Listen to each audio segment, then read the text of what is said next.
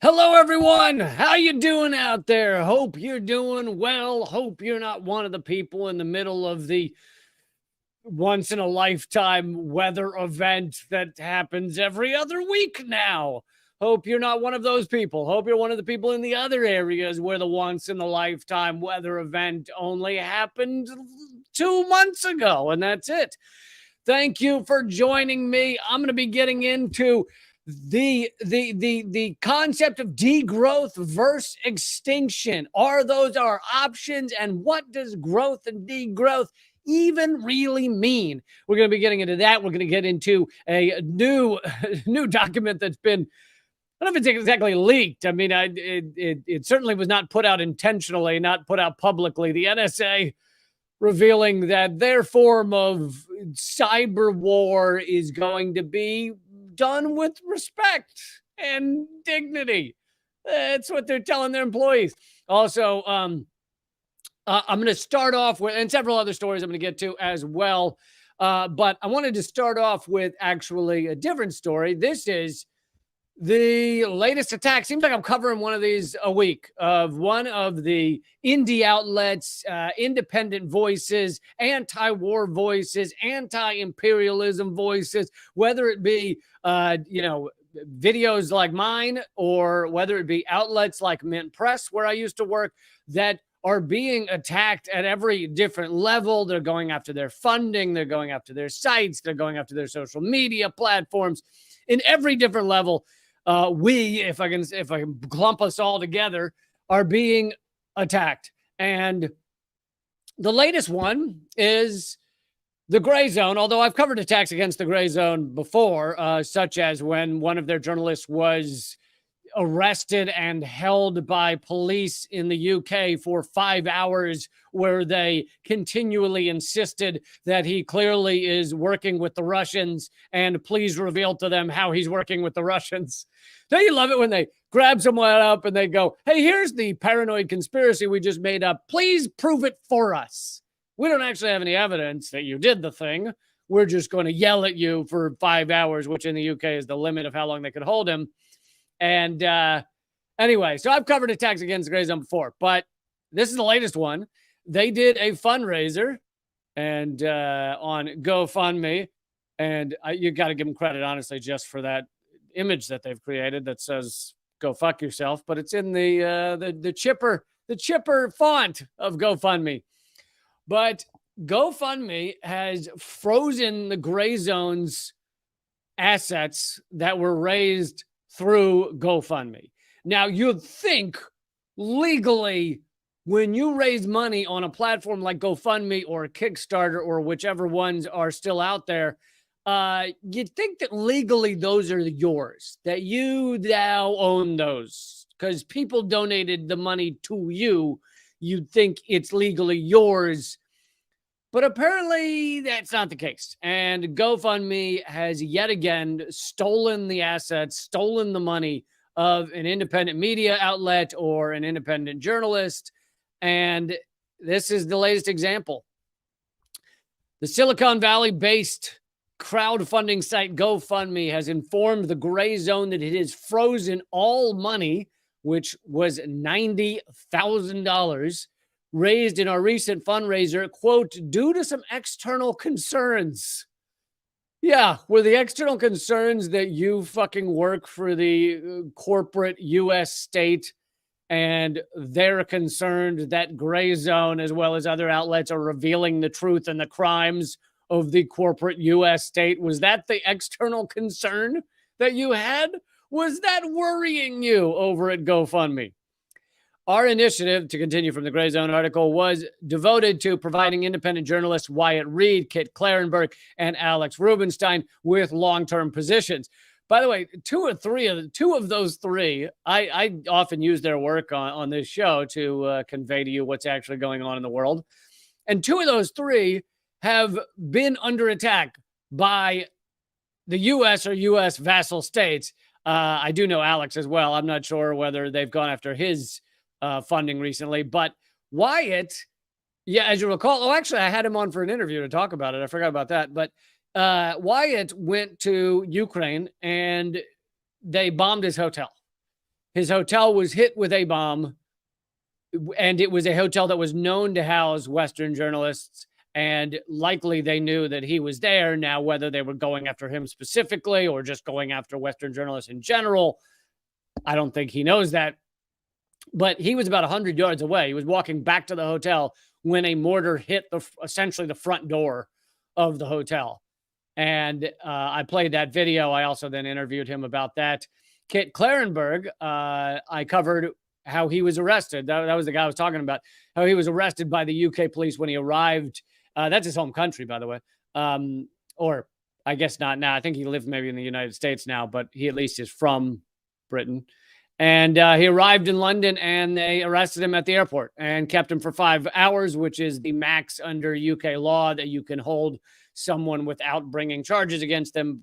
But they had nothing against him, so they just held him for 5 hours and yelled at him that he was working with Russia when he's not. Obviously, they wouldn't have released him if they had any proof of anything. So they're like, well, we get to berate you for 5 hours. Let's do that. And I think they actually kept his laptop and phone and stuff. To continue from the article, when we demanded to know why GoFundMe had refused to authorize the transfer of funds that we had raised, we got this email from someone named Sabrina. Our number one goal, said Sabrina, our number one goal here is ensuring that the money from GoFundMe fundraisers always gets to the right place. You would think that right place. Side note, you'd think that right place would be in the hands of those who have just been donated to, the hands of those having the fundraiser. That seems like it's probably, call me crazy. I've never created a crowdfunding site, but I think that sounds like the right place. That sounds like where it should go, considering you have 1,000 people donating to that place. But no, that's not what she says. She continues. So we really appreciate you helping us to make sure GoFundMe is a safe place to give. And again, another side note on her little email here. Apparently, the way you're helping them make sure that GoFundMe is a safe place to give is by letting them steal tens of thousands of dollars. That's how you're letting them be a good place. To continue from her 3-sentence email, due to some external concerns, we need to review your fundraiser to make sure it complies with our terms of service. Please keep in mind that our processes are followed to ensure your own safety. I'll keep you updated. To ensure your own safety. Have you ever had that happen where you have someone steal money from you, and as they're stealing it with a gun pointed at your head, taking your wallet, they go, "This is for your own safety, okay? This is for your own good, man. I just wanted to make, because who knows what you would have done with that money. You might have funded a journalism outlet that reveals America's crimes, and we can't have that. So we're doing this for your own safety." So that was their email to Gray Zone, and they have not responded to any other requests for information or anything else. And Gray Zone, I think, believes this money will ultimately be completely stolen, and I think they're going off what has been done to other outlets such as Mint Press, where I worked for 9-10 months. Mint Press had their money, had their GoFundMe shut down, and I think at least some of their funds stolen. And there's other examples which I'm about to get into, but so Gray Zone raised over $90,000. GoFundMe is holding the donations hostage, refusing to transfer them to us while failing to inform donors that it effectively seized their money. So they're not even telling the over 1,000 donators, 1,000 contributors, that their money has been stolen.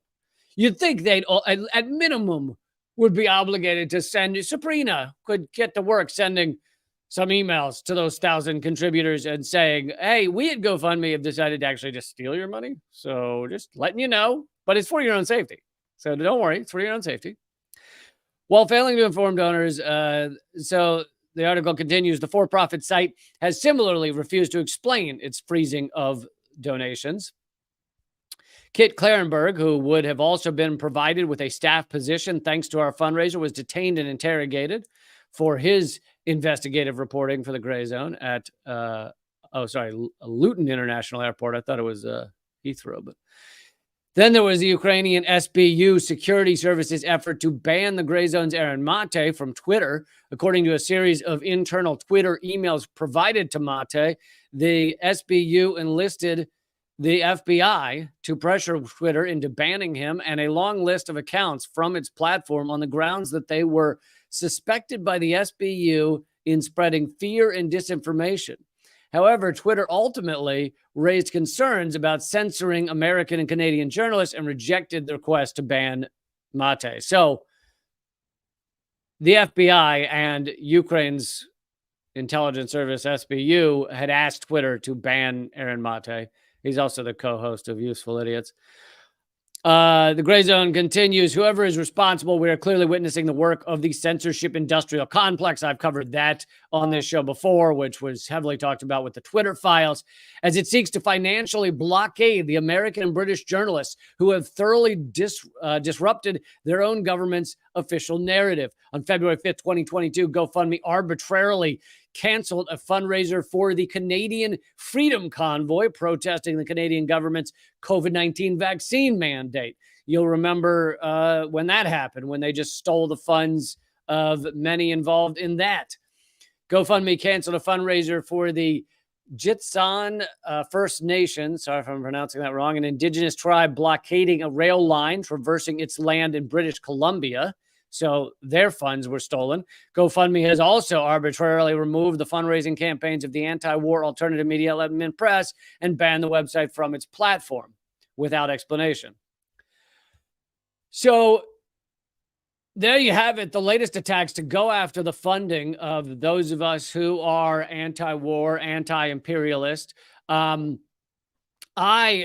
was a target. It didn't end up happening, but I was a target of a similar campaign to stop me from being able to receive contributions or donations from those of you who keep this show going. And that's how I ended up initially on Locals, where I am now. Locals has a no censorship mission statement. But I was initially on Patreon, and at that same time when I started Patreon after my show was canceled. So, of course, I had all that censorship as well. TV show canceled, entire network shut down, everything on YouTube canceled, banned globally. Everything on my podcast on Spotify was deleted and banned globally. Now the Spotify podcast is called The Lee Camp Show. It's back up.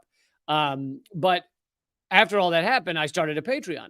But in that same month when I started it, the Daily Beast, which is part of this whole complex to go after us, to go after anyone who's anti-war, to go after anyone who reveals the crimes of the U.S. Inverted totalitarianist state, totalitarian, I guess, state. I didn't have to add ist. But Daily Beast did a whole article where they went after actually Max as well, Blumenthal, Gray Zone, but went after me and Max and a few others. And part of the article was specifically going at Patreon, telling Patreon to shut us down. And Patreon had already shut down the accounts of a few journalists, I think maybe far right, but it doesn't really matter which one it was. It's the idea of we're going to stop people from using our platforms when they are speaking things that we don't particularly like. So they had already proven they would do that, delete people's Patreon. So I didn't want to build up a platform where, for all I knew, it was going to be deleted. And the Daily Beast was efforting Patreon, trying to get them to delete my Patreon and others. And so I just, rather than wait and watch it all get shut down, I said, fuck this, going to Locals. So that's why I have leecamp.locals.com, where also it's a much better community where we can interact and everything like that. But so that's the latest one. And as you can see, this is not like a one-off. This is like an ongoing drumbeat of attack on those of us who reveal the crimes of the U.S. war state. It is a steady attack. Some of it's just to scare people, like the arrest of Kit Clarenberg. I mean, maybe they thought they were going to find something on him, but I think the goal is just to make life difficult, to make it tough to keep doing his work. I mean, even when they release him after 5 hours, whether they stole his laptop or not, these are humans. I know a lot of people think that, maybe not me, because I'm just a fucking comedian. Who knows what the fuck I'm doing?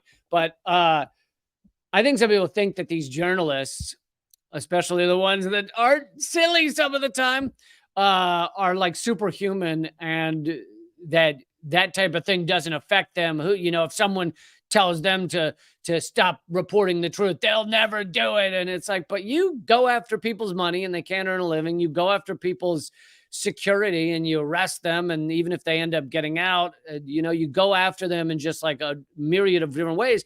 Many of them do back off. Many of them do stop doing the reporting. So in a way, it's on a lot of us to, I guess, be brave in this sense, but it's on a lot of those of you who support this kind of journalism to keep supporting it, and making sure that we can keep doing this work. Luckily, I have a platform that the kind of anti-censorship is their whole thing with locals, and Rumble, but my other platforms, I don't know when they could get shut down. I have a Facebook that's heavily shadow banned, but it could get shut down. I have a Twitter that's fairly shadow banned, but it could get shut down. So, you got to build up the alternatives while this is going on. But, all of this is to say that you're you're speaking the truth when they're going after you like this. If the gray zone was just reporting lies all the time, it wouldn't have nearly the impact. It's having this impact, and Mint Press, where I worked, and others, it's having this impact because it's the fucking truth. It's the fucking truth coming out of these outlets, talking about the endless wars of the U.S. state, talking about the endless economic wars, talking about the destruction of our environment and our way of life by these fucking sociopaths that run the systems. It's the truth. And if it weren't true, it'd just be so much easier to just debunk it all. Like it wouldn't be threatening at all. Because the truth is, all of these outlets, you take all of them. You take Mint Press and Popular Resistance and My Stuff and all the other great live streamers that I'm sure you guys like. And you take all of that and you put it into all one bucket. It's still one, 10th, if that, probably less than the number of people watching MSNBC, because that's pumped into their living rooms every day. And that's, pumped onto their Twitter feeds every day and all that shit. But yet we're having those of us who are this 1/10, or maybe it's less than that, of the mainstream garbage, we're having a big impact because it's the truth. Because those of you who do turn us on, you're actually getting the truth. And it's much easier to have that kind of impact when you're reporting the truth and you're not. The only way that MSNBC and all the other fucking lie platforms, Fox News, CNN, NPR, the only way they're able to get you to believe the biggest lies, the Russiagate type garbage, the only way they're able to get you to believe that shit is to just nonstop pump it out to Americans. There are very smart people I know who I trust on other issues who still think that Russiagate was proven true. They still think, because there have been psychological studies showing that we as humans confuse familiarity with truth. We think if we've heard something several times, it's got to be true. And so that lie, and it was a myriad of lies, was just fire hosed at us for so many years that people think it's true.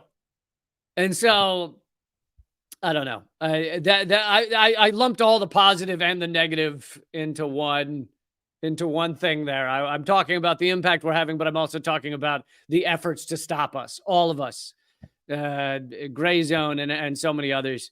So I know many of you do support My Stuff and their stuff and Mint Press and all these others. So thank you for doing that.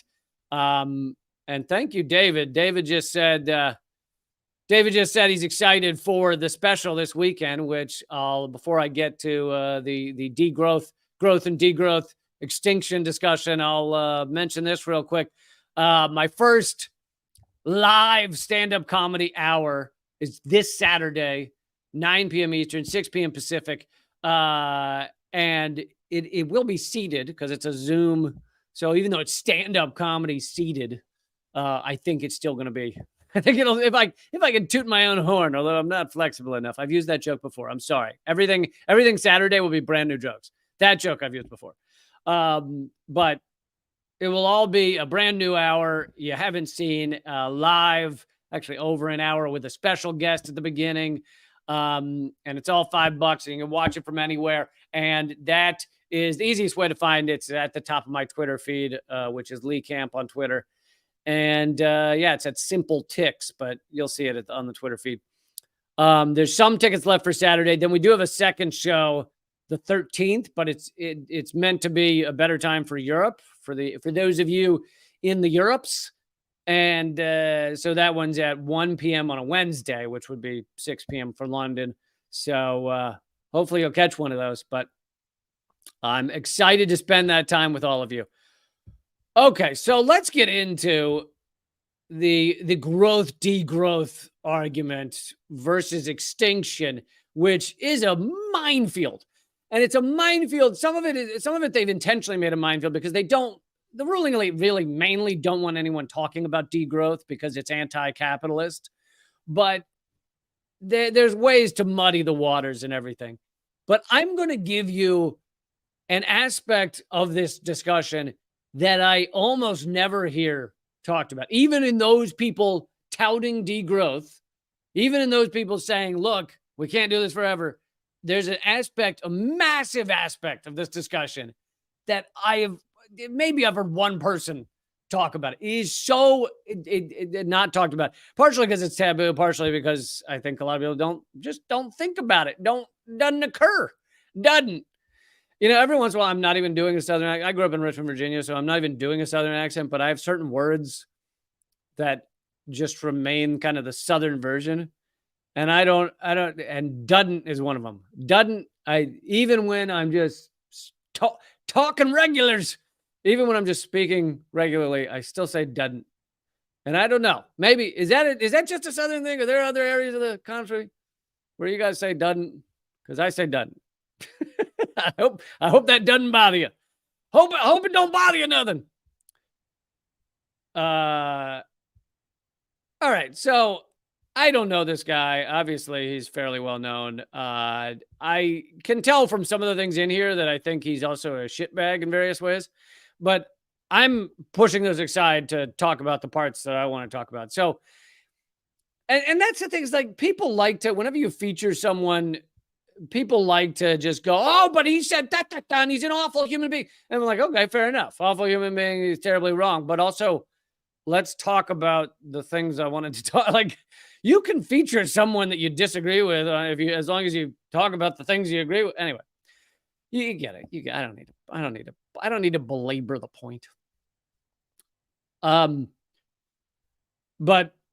it's Vaclav Smil, and apparently he's a well-known writer. But they also say in the beginning of the article that Bill Gates likes his stuff. So that's an alarm bell right there. That's fucking scary.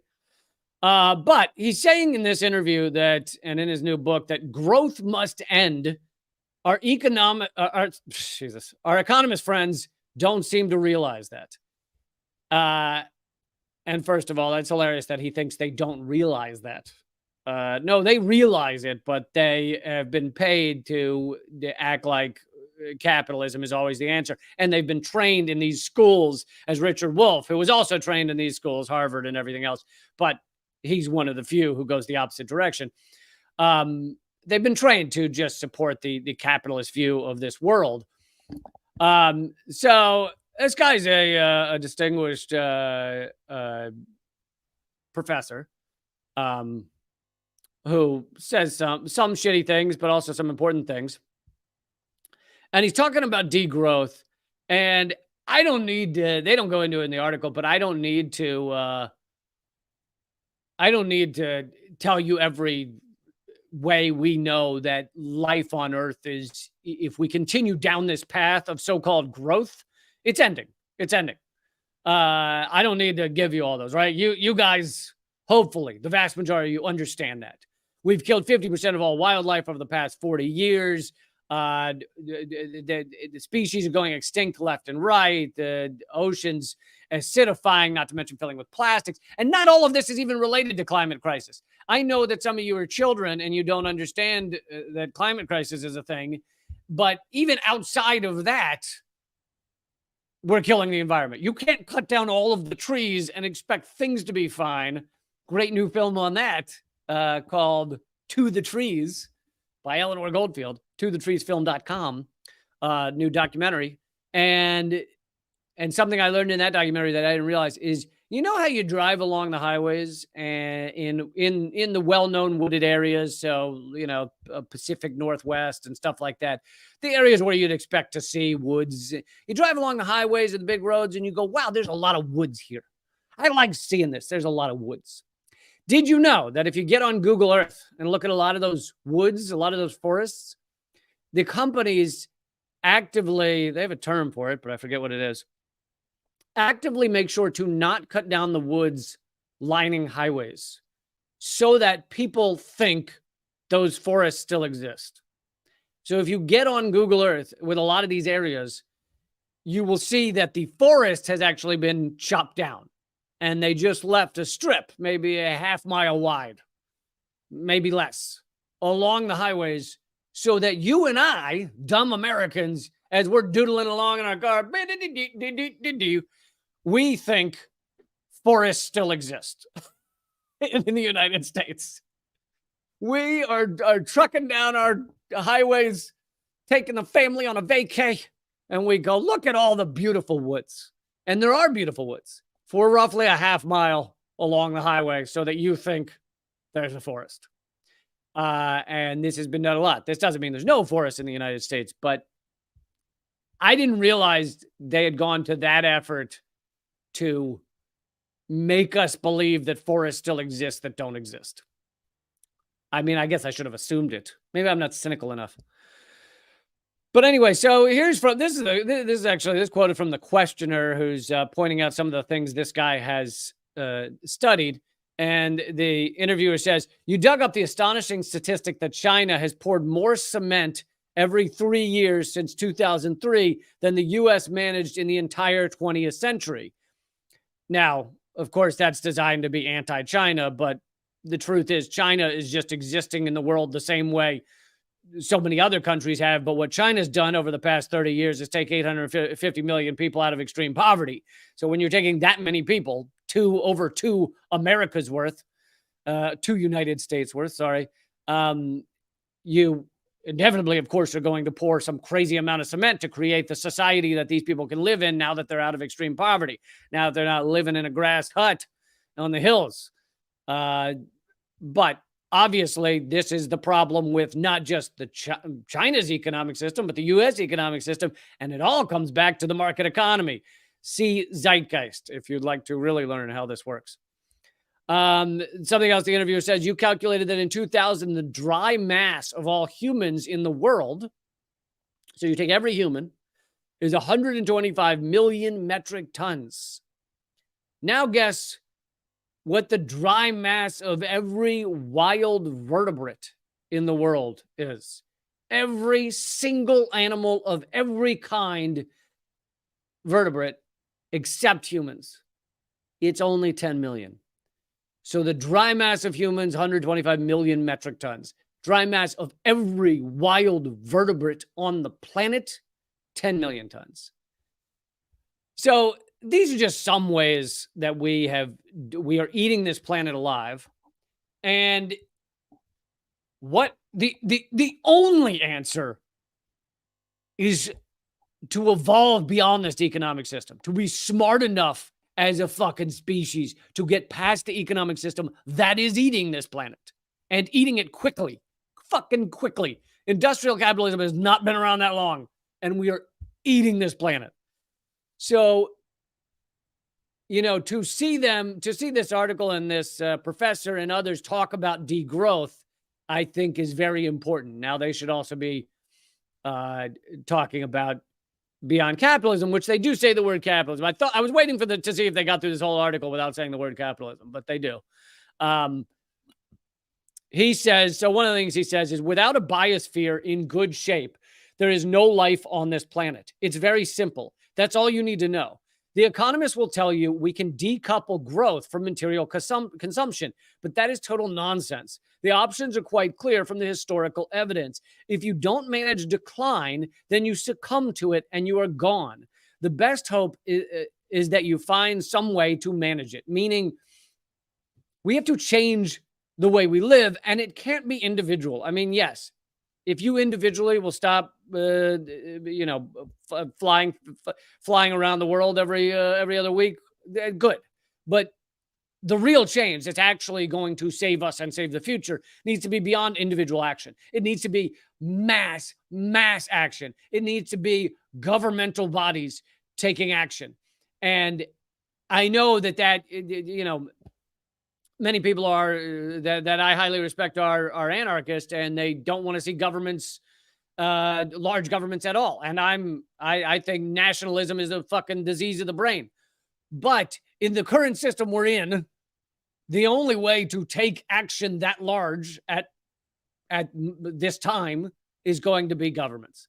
And that's really unfortunate. Now, if a massive protest movement that's not government-based suddenly changes the entire way the world works, then I'm down for that as well. I'll join that. But okay, so I'm trying to decide when to get into the thing I said I was going. Maybe I should just go ahead and do it. So this is the aspect of it. We're going to talk more about what he says, but this is the aspect of this argument that is essentially never talked about, even by people who talk about degrowth. And that is, and I know this is mind-blowing, but the definition of growth. Let's talk about the definition of growth. When people say growth, what do they mean? Well, they talk about building stuff, right? Building transportation, building buildings, which is a stupid English term. It should really be, they should be called built, okay? You're not building a building, you're building a built, okay? Okay? And the faster you say that, the funnier it is. Yeah, building a building, you're building a built. But okay, so that's what we think of when we think of growth. We think of economies growing, more money going back and forth. We think of buildings getting taller. We think of more boats and trucks built. We think of more housing developments, more housing buildings. We think of larger transportation. We think of roads going down. We call all of that growth because we've been trained that that is growth. We're growing when we do that stuff. That is growth. Now, even within that terminology, even using linguistics in that way, you can still talk about the fact that, well, what grows infinitely? And, well, cancer, okay? And what's the end result of cancer that goes unchecked? Death of the host. So you can still talk about growth in that way, and it's cancer, and we will kill the host, which is planet Earth, and our extinction will follow. Will not follow. I guess our extinction would happen first, but so you can still talk about growth that way. However, we've been propagandized to even view the term growth in that way. When you or someone builds a road or builds a factory or builds a house, it's a massive display of destruction. It's huge levels of destruction. You know, they're building Cop City in Atlanta right now, right? And what are they doing to build Cop City? They are destroying 100 acres, is that right? Of old growth forest, of the last remaining urban forest in Atlanta. So it's destruction. It's not just growth. Yes, you're building a house. You're also destroying that forest. You also had to destroy the forest that was used to cut down to make the boards that made the house. You also had to destroy loads of other stuff to build that house. When you put down a road, you cut through landscapes. It is a massive act of destruction. So we talk about it as growth, but we could very well, if we had our brains straight, also talk about it as destruction. The destruction of the American economy is growing, is enlarging, is like the enlargement of the destruction of the American economy is equivalent to our GDP. So that's one way that it's not actually growth, it's destruction. But then, of course, if you're talking about building something like a factory, well, that factory then has massive pollution. So that's even more destruction. That's destruction of the environment, destruction of the water, destruction of the air. So that's not, but as that factory, the more and more that factory produces, we call it growth. That's growth. The company that attached to that factory is growing. Look at them grow.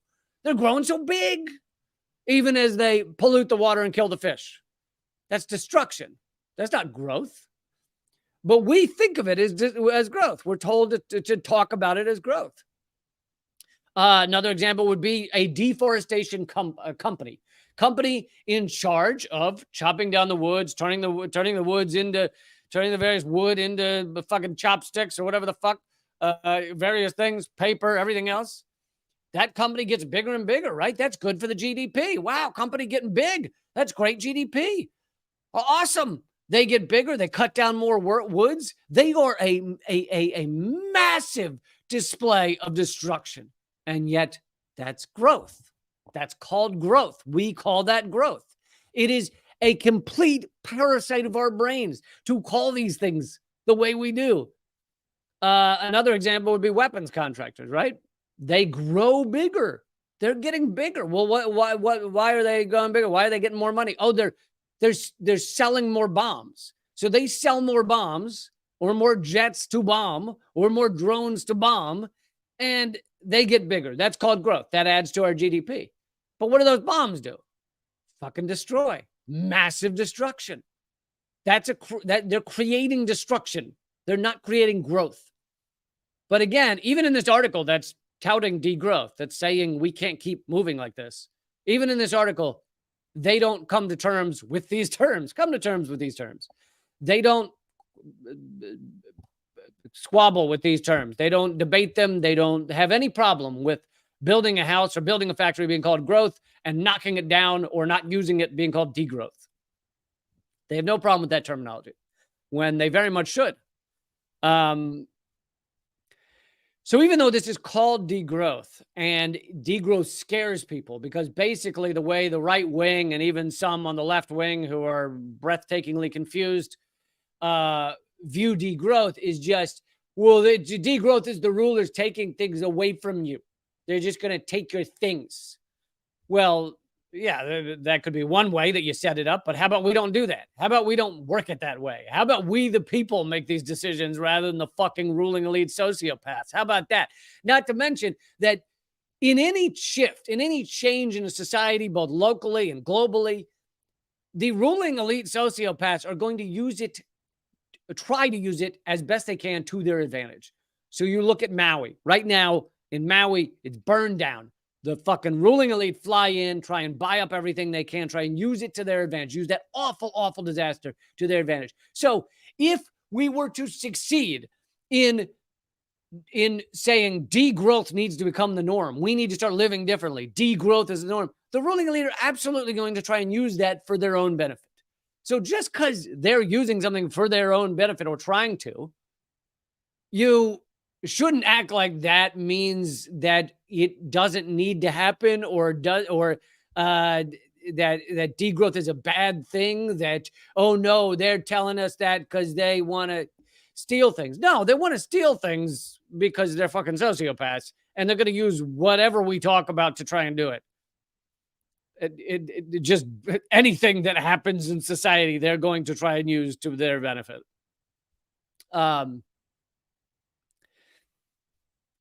So really, we need to reverse the way we think about these things, the way we talk about these things. Every time we don't build a factory, we should call that growth. We should call that sustainability. We should call that equality. This is a class war as well. The climate crisis and environmental crisis is a class war. A lot of us don't realize it yet. A lot of us haven't been talking about it. It is a fucking class war because who gets hurt the most by climate crisis? At first, it's going to be everybody who's not a fucking billionaire. It's going to be everybody who doesn't have $100 million in the bank. This is a class war. A climate crisis is a class war. Environmental crisis is a class war. And yet, instead, we're talking about it like, no, it's the right wing versus the rest, the left wing. That's what the thing is. No, it's all of us versus a tiny number of sociopaths who are making these decisions. That's what it should be. That's what it should be. Okay, so now shift your mind back to the bullshit terminology that knocking down everything is growth. And I'll continue with this article. We'll continue with the bullshit terminology for a moment. The interviewer asks, so we need to change our expectation of GDP growth. Yeah, let's throw GDP out the fucking window. By the way, did you know GDP, the term gross domestic product, all those things, they weren't even used until World War II. World War II, you see a little uptick in the idea of growth. Basically, countries during World War II had to figure out how much they were producing. So GDP becomes this thing. And the usage of it grows and grows until it's now like the only way we define a country is GDP. Meanwhile, some of the happiest people on the earth have low GDP of their country. Well, how could that be? Maybe because growth, as we talk about it in our sociopathic Wall Street terminology, does not equal happiness.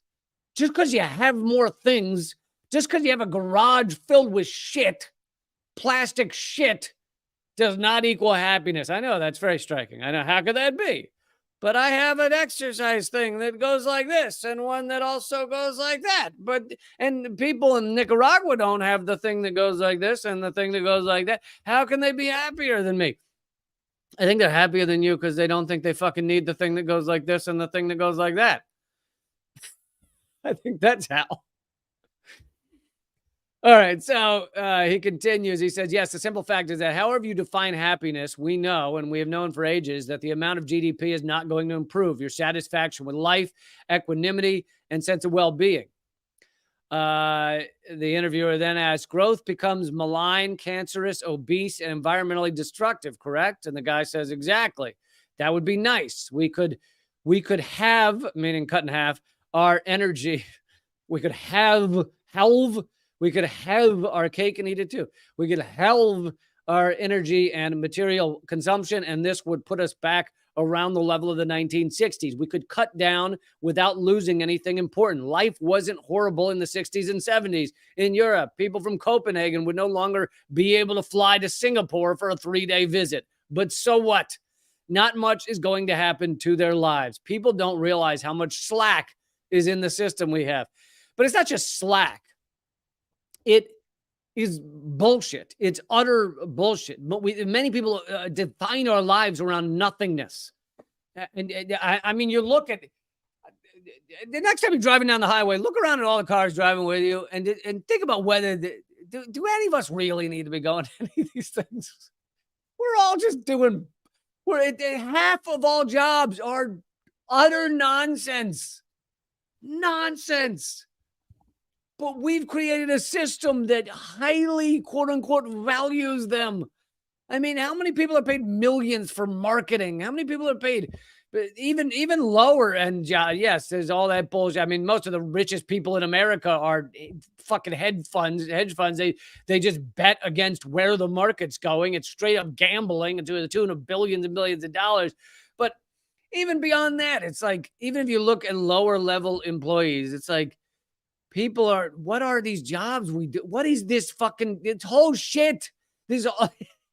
You have people paid to walk around Banana Republic and refold each shirt every 10 minutes. You have people paid to use leaf blowers to blow the leaf. Well, the leaves need to be over there instead of over, because right now they're scattered and I'm not saying take away all the jobs and just watch people struggle.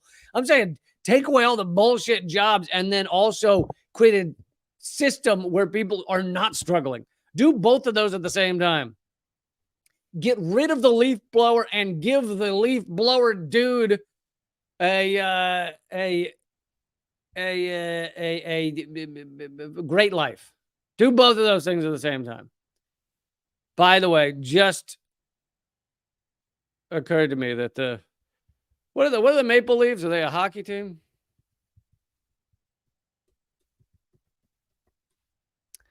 Yeah, Toronto Maple Leafs. Oh, right. It's Leafs, not Leaves. Sorry. I don't speak English well. So we were talking about leaf blowers. It just occurred to me. that the significant others of the friends with benefits of the Toronto hockey team, do they call themselves leaf blowers? Because I'm just wondering. By the way, you'll notice I did not say girls, all right, or women. Who knows what those hockey players are involved in? It could be a myriad of different types of genders and peoples and things. And I'm just wondering if that group who's really in to the Maple Leafs team calls themselves leaf blowers. I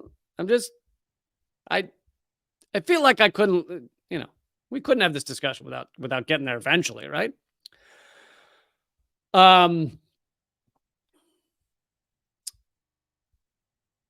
Anyway, I think we need to, part of this discussion is that although this guy is promoting degrowth, I think we need to change the way we talk about this. I think not creating a factory is growth. It's growth ethically. It's growth morally. It's growth as humans. It's growth as a species. You're allowing the trees that were going to be chopped down to continue to grow. The plants, the insects, all of them continue to grow. So that's another form of growth. So we need different growth. You make it sound positive. We need sustainable. I mean, they've completely fucked up all the terminology to make us think it's positive. Hey, see that thing chopping down our world? That's our growth machine. Hasn't anyone read the Lorax? Okay, I've gone off on this topic for a little too long. Okay, now I'm going to reveal how the NSA just ordered their employees to invade the privacy of millions of people with respect and dignity. I'm not fucking kidding. They literally quietly told their employees this in its official NSA guidelines. I'm going to get into that and much more over at rumble.com/Lee Camp. It's free to watch there, and I'm headed over there. The rest of this live stream's there, Rumble and locals. Rumble.com/Lee Camp. Also, if you want to see that live comedy hour, first one in 5 years, that's coming up this Saturday. Grab your tickets. The link is at the top of my Twitter feed. It's at Lee Camp on Twitter, and it's a simple Tix link, and it's only $5. $5 to attend the whole show. Special guest at the beginning and over an hour of stand-up comedy while seated. And I think you're really going to have a good time. Okay, rumble.com/Lee Camp. See you there. And we will keep going in 3, 2,